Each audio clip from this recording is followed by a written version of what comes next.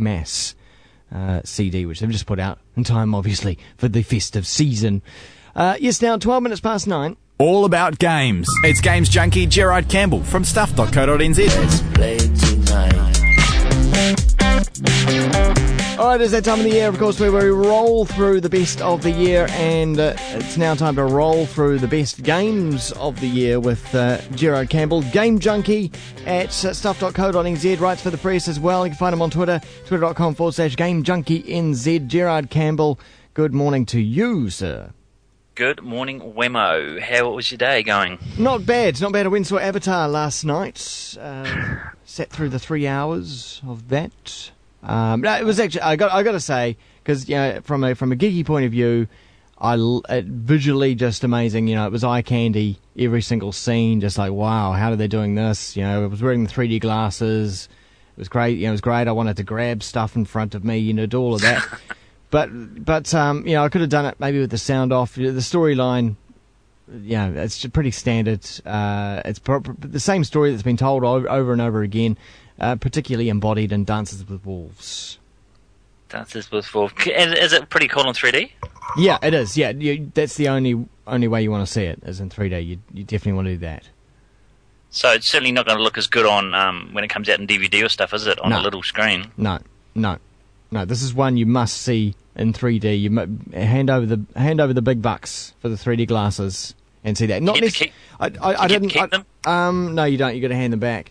I didn't do IMAX. I did a standard screen in 3D, but I don't know if I would want to do IMAX. Because you go constantly looking around the screen because the screen's so big.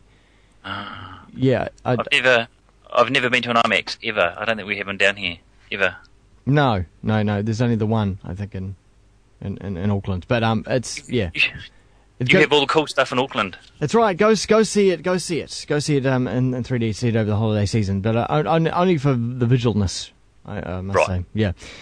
But anyway, let's roll through the top games of 2009. How's it been, Gerard, this year, do you think? Oh, I think it's been an excellent year. I mean, I think, some years you have, 2 or 3 really good games and then the rest are so-so. But I think this year we've had some really good, solid games. I mean, perhaps not a lot of innovation. I think innovation is something that's lacking, in the industry. And and like you said with, Avatar, that, the story was similar to what, Dances with Wolves and stuff that you've seen before. I think there are a lot of development studios that are perhaps tweaking the same plots and the same games. So there's not a lot of innovation. But this year, I think that this year was really the year of the sequel.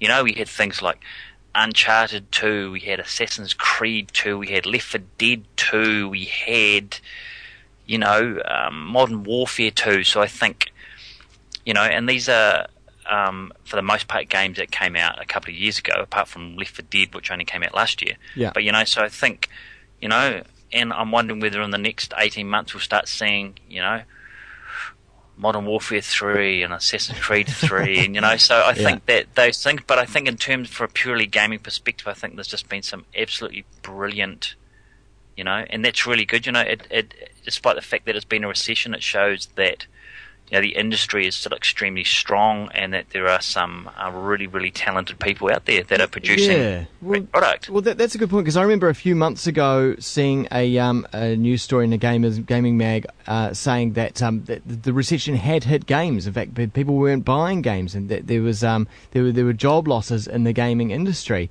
And then I was really puzzled, because suddenly we had one of the best all-time selling pieces of entertainment across any sort of platform in Modern Warfare 2. So it was a year of maybe contrasts. Yeah, well, it was, because certainly the gaming industry has been hit by redundancies. There's a lot of really big companies that have, shed staff. Even EA, they've shed staff left, right, and centre. I think that the budgets have obviously shrunk, and things have got tighter for them. But I think it doesn't seem to have affected the quality of the product which is coming out, which I think is, okay, we've had some real lemons. Face it, there have been some real dogs, but I think the fact that those titles that people are anticipating, and of course, big games these days, they take sometimes 2 to 3 years to produce anyway. So of course, a lot of them would have started, before the recession hit, so the bulk of the stuff might have been done. But it was good to see that that the quality didn't suffer on a lot of the really big titles for the year. Yeah. Well, what were your big titles?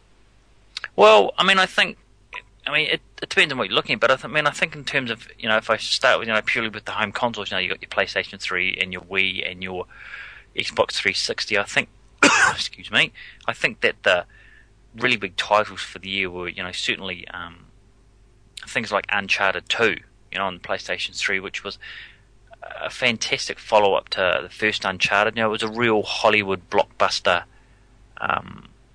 action game from one set piece to the other. And I was talking to Evan Wells, who's from the developer Naughty Dog, the other day, and he was saying that they wanted to try and recapture that classic Hollywood action summer blockbuster, that where every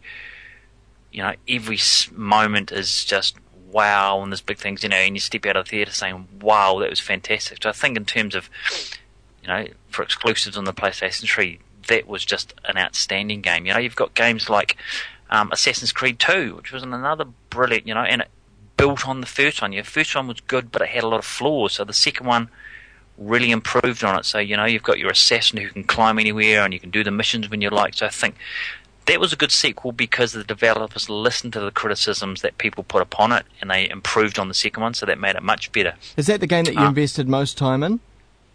Yeah, I have. Yeah, I think it was. I think I did something like 26, 27 hours in it, and I still, finished the main story, but there's still lots of different things that I could have done. So I think that's really, for me, that's really great value for money if you can get that amount of time out of it, and that's sort of a benchmark that if you can, and a lot of those hours, and you would have no doubt had this year too, you suddenly think, heck, is that the time? Yeah. You might have started playing 4 hours earlier, and suddenly it's 1 o'clock in the morning. You think, hell, So I think that's a good indicator of a good game. That if you actually get immersed into it, and you actually suddenly think, heck, where's that time gone? Yeah. So that was one of those for me.